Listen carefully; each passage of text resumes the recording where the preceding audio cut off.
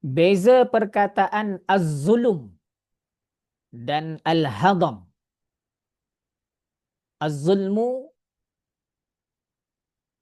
kezaliman, menurut ahli bahasa bermaksud meletakkan sesuatu bukan di tempat yang sepatutnya, sama ada dengan mengurangkan, mengalihkan daripada waktu atau tempat asalnya.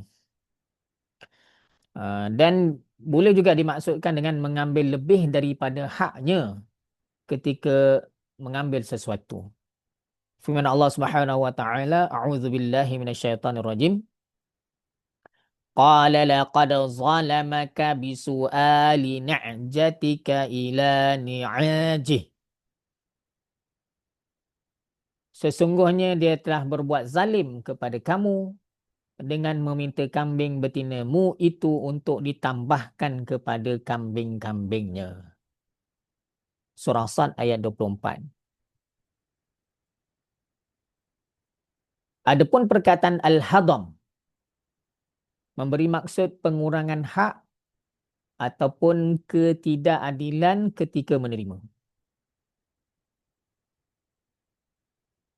Bermaksud secara jelas mengurangkan hak seseorang atau tidak memberi dengan sepenuhnya. Dalilnya firman Allah Subhanahu wa taala, a'udzubillahi minasyaitonirrajim. Wa may ya'mal minas salihati wa huwa mu'min. Wa may ya'mal minas salihati wa huwa mu'min fala yakhafu zulman wala hadma. Dan siapa yang mengerjakan amal-amal salih sedang dia adalah seorang yang beriman, maka tidaklah dia merasa bimbang akan dizalimi, ditambah dosanya, dan tidak pula bimbang akan dikurangkan haknya, iaitu dikurangkan pahalanya. Kesimpulannya, az-zulm, mengambil lebih daripada apa yang sepatutnya diambil.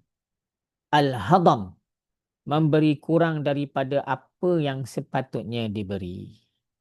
Wallahu a'lam.